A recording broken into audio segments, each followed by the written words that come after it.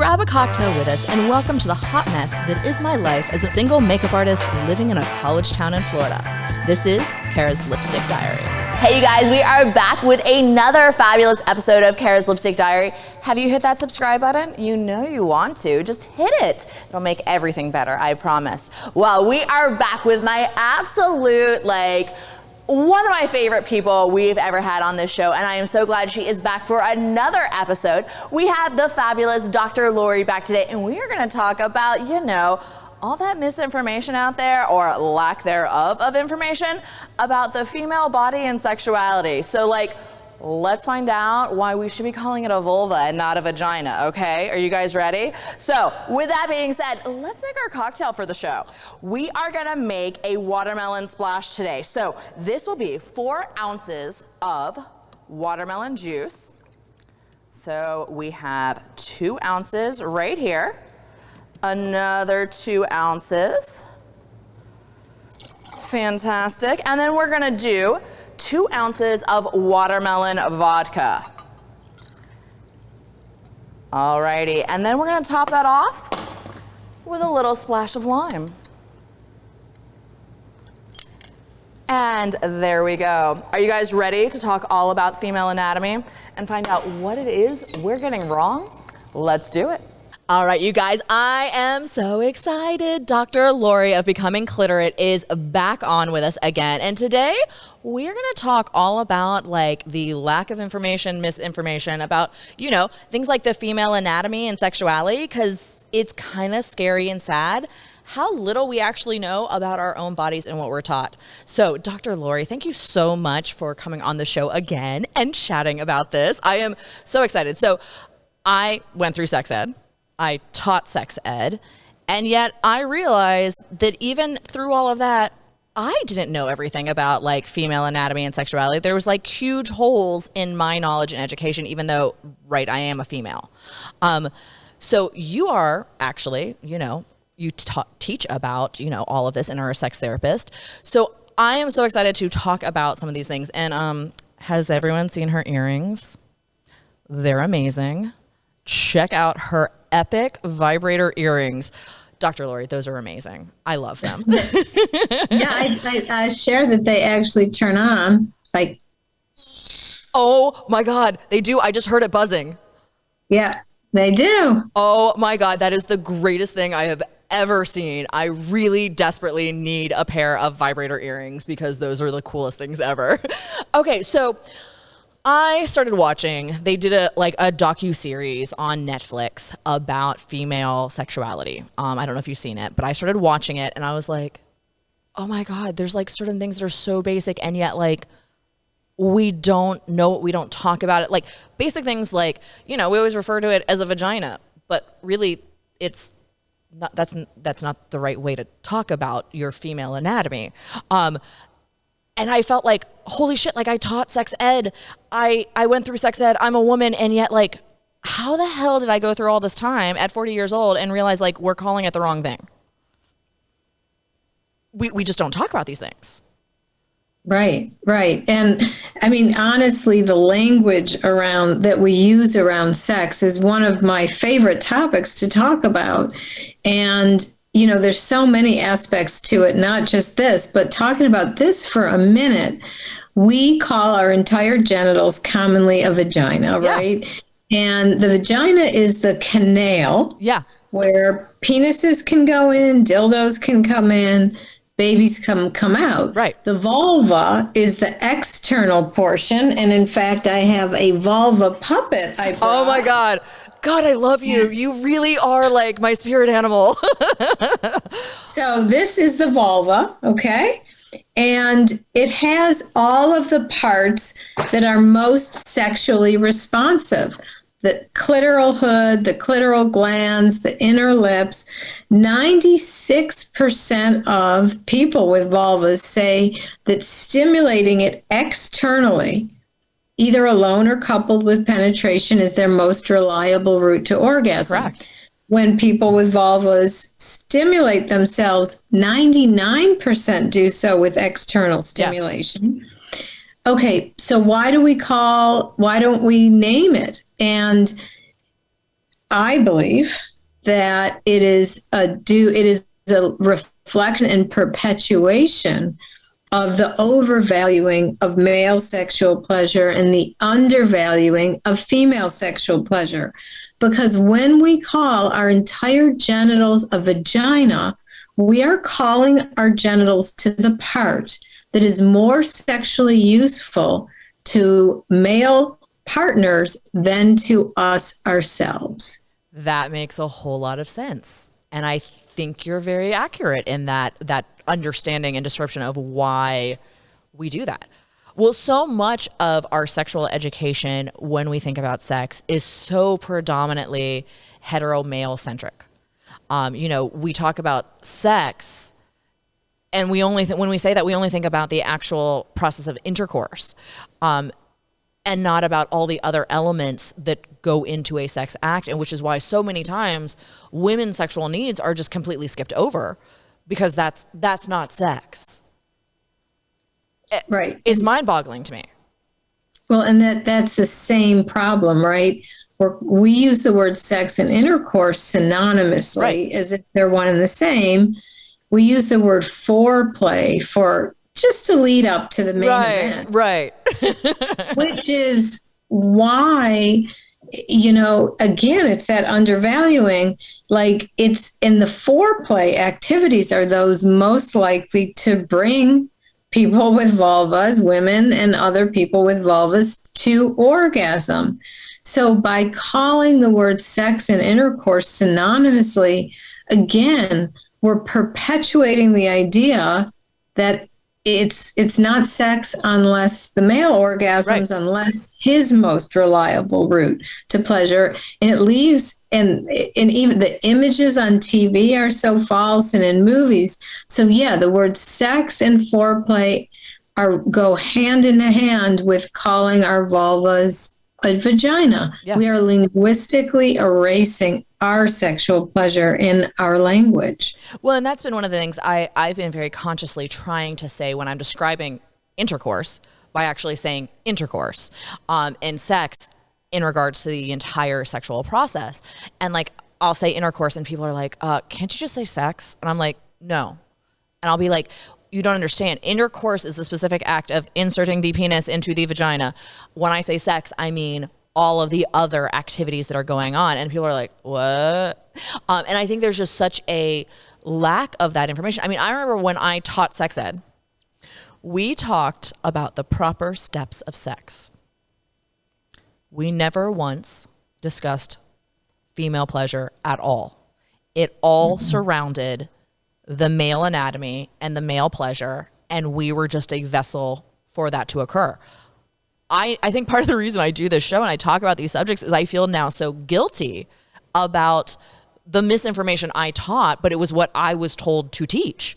And I'm like, please, all of those students, please watch the show so that you actually get some actual knowledge. Because I was taught, when I taught, it was through a theater, and we were brought into different organizations and groups to teach sex ed through improv theater. And we were given the information from outside groups of what we needed to teach and how to teach sex ed. And I'm like, but we never once addressed female sexuality. We never once addressed female, pleasure. When I was in school getting sex ed myself, none of that was ever brought up. No. At all. Our sex ed acts as if the clitoris doesn't exist. Correct. It was never mentioned. Our sex ed acts as if, female sexual pleasure doesn't exist. And even the most comprehensive, not, abstinence only tells us don't even have intercourse or you will die. Yeah, exactly. But even the most positive comprehensive sex ed forgets to mention pleasure. And in many sex ed classes, they separate the boys and the girls, which has a problem in itself because it's gender binary, number one. And it's like, you shouldn't talk to this person you might later do this with.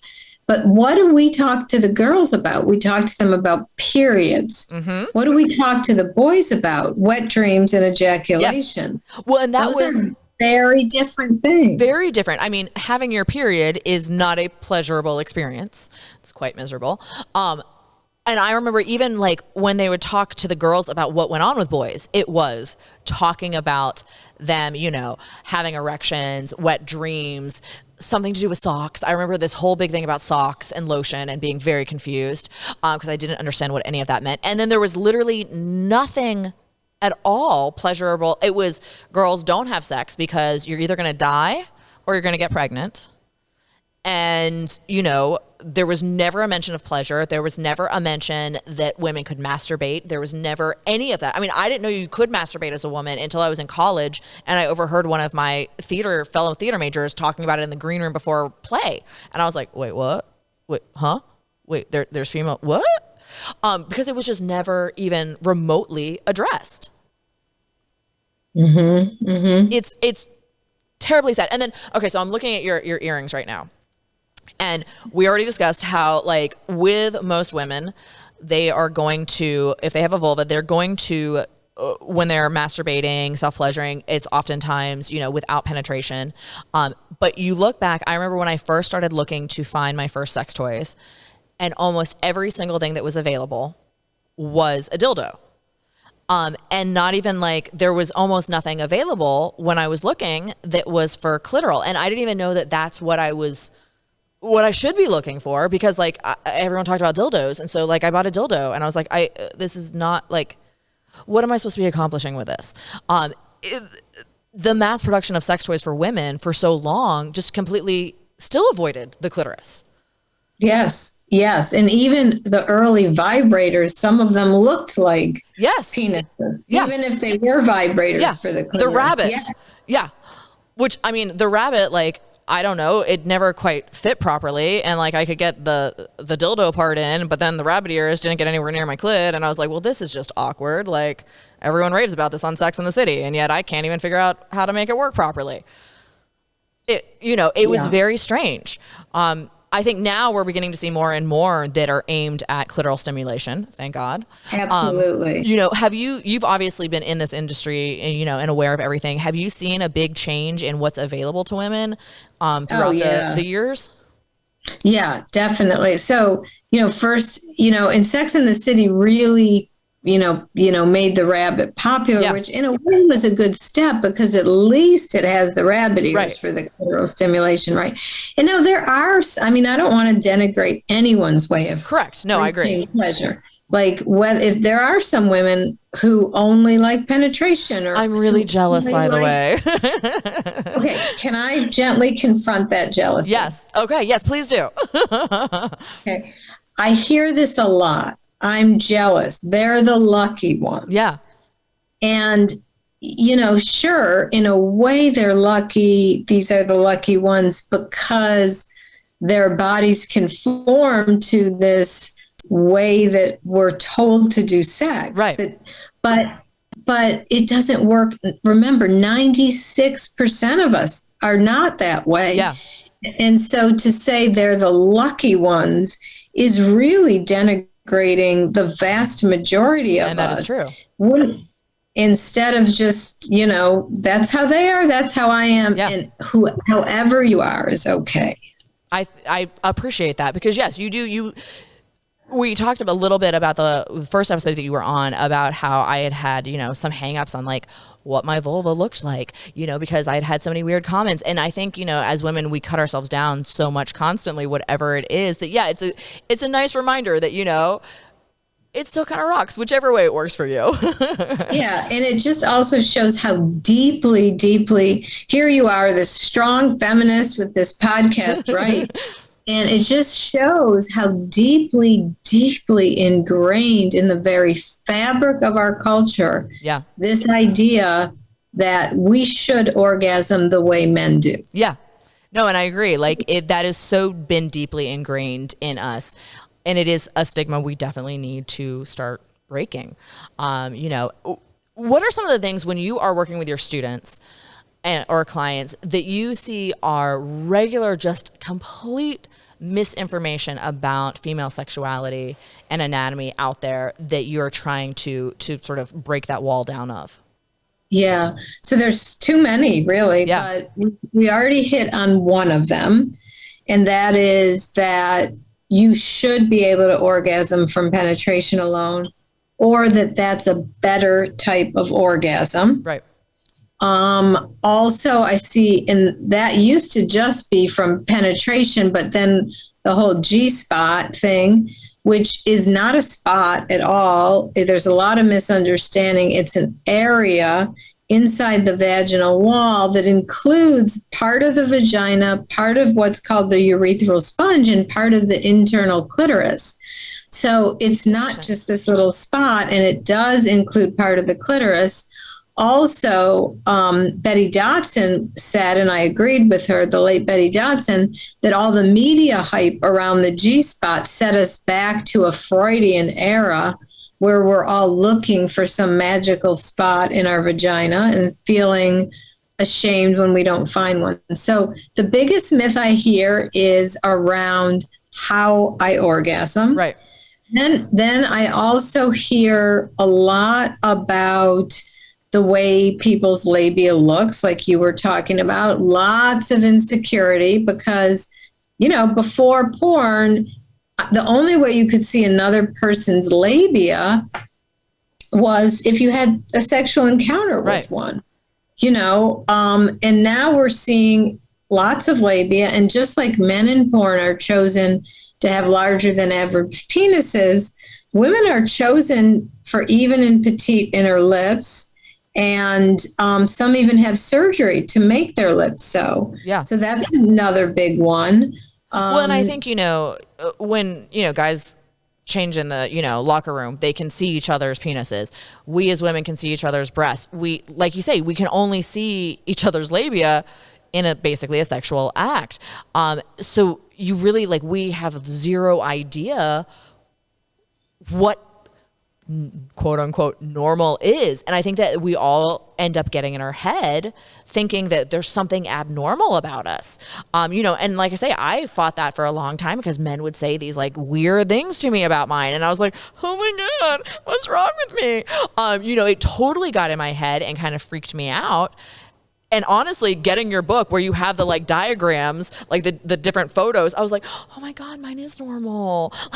Mine looks like this picture right here. I got kind of oddly excited that I was like, oh, this one works. It made me really happy because again, I had so much hang up in my head about what it looked like in comparison to everyone else's. Yeah. And, can I tell you a funny story about that part of the book? Yes, please do. So there's a line in that book you might remember in my book that says, truth be told, I have one of those genital profiles with one lip bigger than the other and sticking out farther than the inner lip sticks past the outer lip, right? Right. And that's quite normative. And I said, and it never worried me, but unlike today, many young women feel insecure about that. Okay, that line was originally not written like that. What the line originally said was, truth be told, my genital profile looks like a face with a tongue sticking out. I love it. Good description. And what happened was the book was in print. And I woke up in the middle of the night and kind of had a little close to a panic attack thinking, my daughters are going to read this. My son-in-laws are going to read this. Do I really want them to know this information? Right. So I called my editor and I was like, can we take that line out? And she said, oh, no. Be brave. Young women need to hear this. Yeah. And I was like, okay, can we at least tone it down so it's not quite so graphic? So she said, I disagree, but sure. And then we toned it down. And I have a very wonderful and cliterate life partner. And whenever, for about 2 or 3 days, because he knew about the whole thing, whenever we'd pass in the kitchen or the hallway, he'd go like this. I love it. That's kind of fantastic. Well, and I think, so I have the opposite issue where all these guys kept saying I had like a Barbie vagina. They kept saying like my, everything looked like I was a virgin. And I was like, what the fuck is this? Like, first off, you're creeping me out because you keep like, I had them like say things that make me sound like I was like some like teenage girl. And I was like, y'all, this is making me feel like you're all damn pedophiles. So it's totally creeping me out. And I was thinking like, what is wrong with, like, what's it supposed to look like down there? I was like totally petrified. And I had probably 3 different guys tell me that my vagina looked like a Barbie doll. And I was like, Barbie dolls don't have vaginas. Like, they don't have labia. They don't have any of that. Like, they have a solid plastic line. What? Oh shit. Like, what is wrong with me? So like, I had the opposite where it was just like, what the fuck? It totally got in my head for a very long time. So like I say, when I saw, the pictures in your book, and there were some that were very, neat and put together. I don't know how to else describe it. I felt really like, oh, thank God. Like, there isn't something wrong with mine. I'm not deformed. I'm not plastic. It's okay, Kara. It's okay. Cause I was like freaking out about it. Totally freaking out about it for a while. It's just so terrible that people said things like that to you, and that that there's some ideal way for our vulvas to look. Yeah. And there's another myth embedded in what you just said to me. And you said, I look like a virgin. Yes. And that is another myth, that the more we have sex, the bigger our labia will become. Yeah. And there was a meme my students told me about that was going around when they were growing up, which I was appalled by. It was like this, like a sub sandwich with the meat hanging out. Oh God. And it was like told like, oh yeah, this is what someone who's had too much sex looks like. And it's like, it's so deeply ingrained slut shaming. Yes. But I must say that your vulva doesn't change with sex. Your vagina doesn't stretch out. That's the other thing, the stretching out of the like actual like vagina part, because like literally I've had guys be like, oh, well, I'm going to fuck you to stretch you out. And I'm like, you're aware that women's bodies are made to like birth children, like right. Heads come out of there. Your penis is not going to affect it. Like, you're good. Thanks though, buddy. Like, yeah, we can, vaginas bounce back after putting an 8-pound head out of you, Exactly. I'm sorry, a baby's head is bigger than your dick. Hate to say it. Yeah. So, vaginas are made to stretch and bounce back. Yeah. Yeah. It's been interesting, those myths, and like, cause you just go around thinking like, oh, well, maybe that's true. And then you start thinking about it and you're like, how did that even start? Because like, that literally makes no sense when you think about the actual like science of it. So what are some of the other things that you see that, your students or clients are having hangups on because of mass amounts of misinformation? Oh, in general, or just in terms of female sexuality? Because there's too many. There's too many. Stick with female. Let's stick with the female anatomy.